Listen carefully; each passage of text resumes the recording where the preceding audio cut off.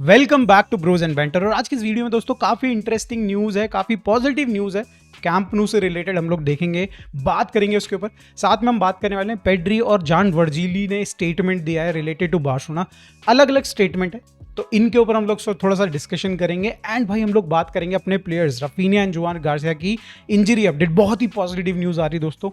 And finally दोस्तों यहाँ पे बार्सिलोना लगता है भाई पैसे बार्सिलोना को पसंद नहीं है।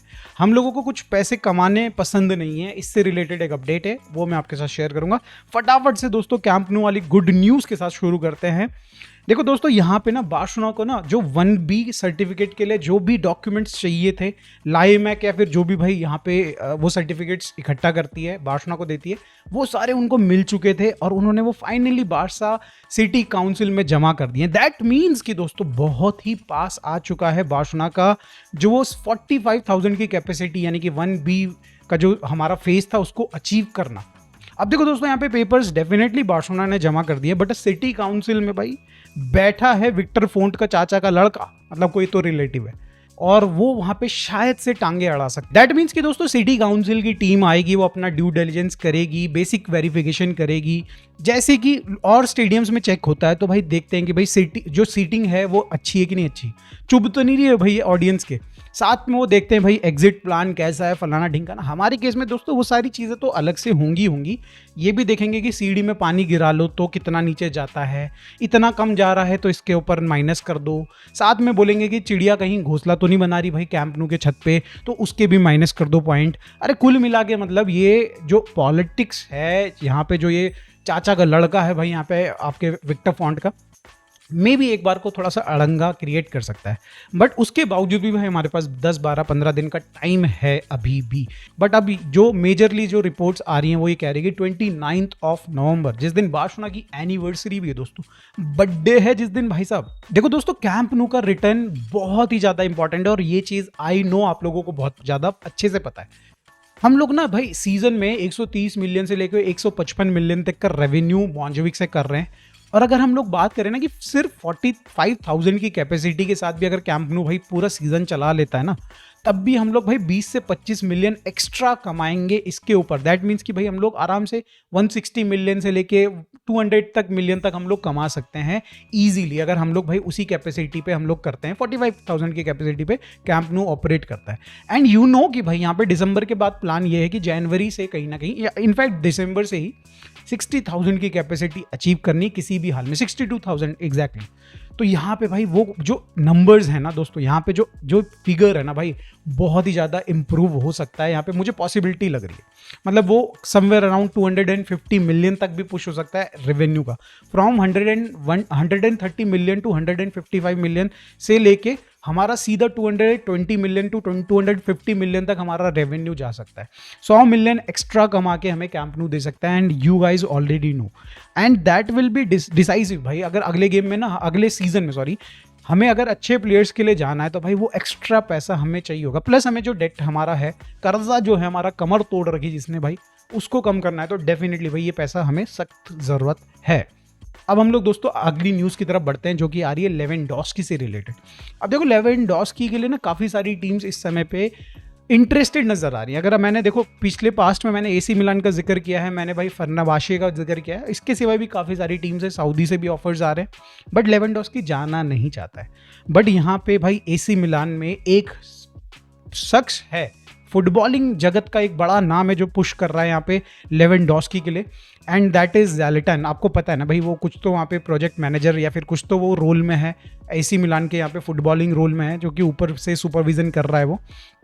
तो वो चाहता है कि भाई जितनी जल्दी हो सके हम लोग AC मिलान एज AC मिलान टीम भाई यहाँ पे लेवेंडोस्की को साइन कर ले। तो वो समर ट्रांसफ़र में कहीं ना कहीं जाएंगे लेवेंडोस्की के लिए।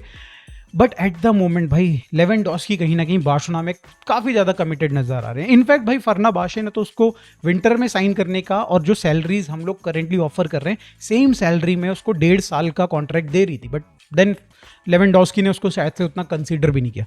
तो भाई कहीं ना कहीं यहाँ पे भाई लेवेंडोस्की काफ़ी ज़्यादा मोटिवेटेड है right now for playing for Barcelona. Obviously वो तो इनफैक्ट सैलरी कम करने के लिए तैयार हैं। वो इनफैक्ट ये तैयार है कि वो थोड़ा लोअर रोल भी ले लेंगे कि भाई मैं बेंच से आने के लिए भी पसंद करूंगा, कोई दिक्कत नहीं।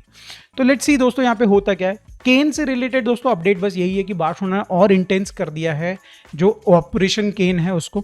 बताया जा रहा है कि भाई कहीं ना कहीं अब कन्वर्सेशन शुरू करने वाले हैं। 60 to 65 मिलियन का जो रिलीज क्लॉज बताया जा रहा था केन का, वो पे कर सकती है बार्सिलोना। बट देन भाई ये सारी चीजें तो सभी को पता है, राइट।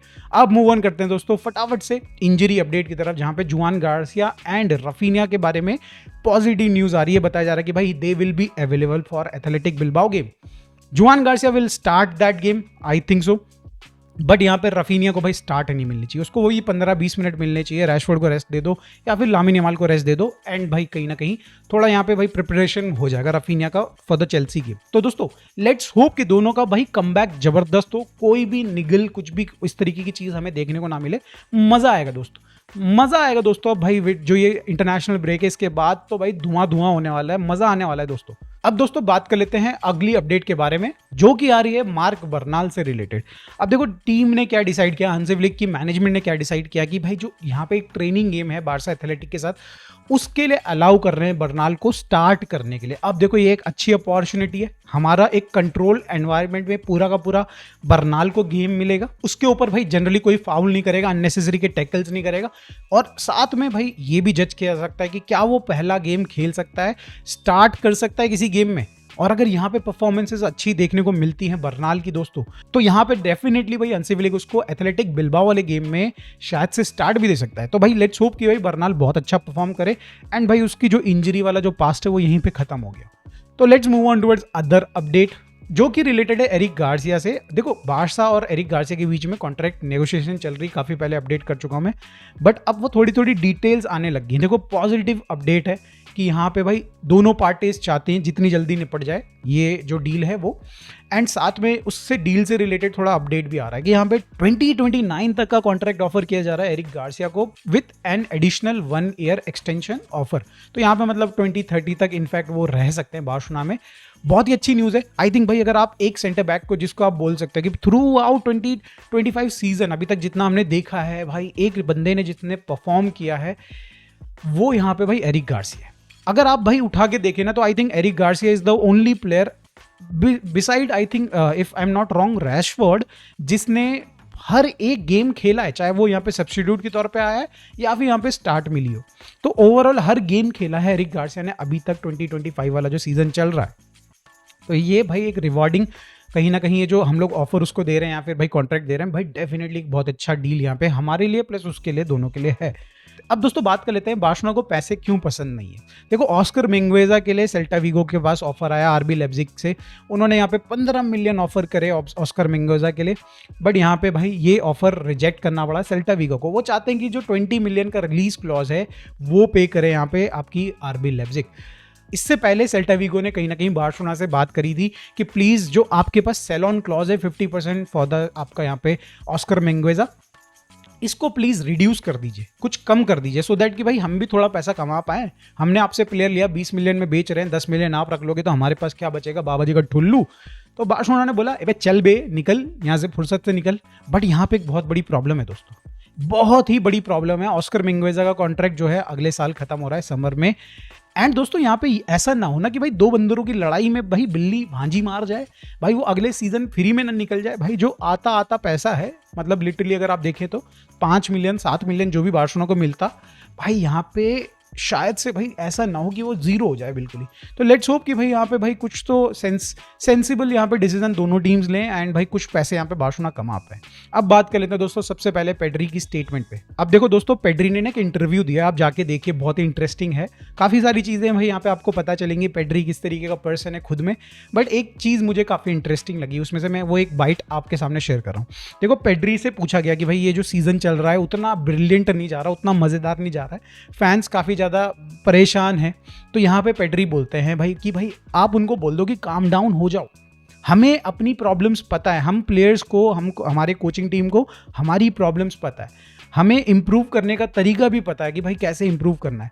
तो जिस मोमेंट भाई हम लोग उसको ठीक कर लेते हैं, उस प्रॉब्लम को ठीक कर लेते हैं, we will be back to the original Barcelona जो आपने पिछले सीजन में देखी है। तो यहाँ पे भाई अच्छी बात यह है दोस्तों कि भाई प्लेयर्स को, कोचिंग स्टाफ को प्रॉब्लम पता है।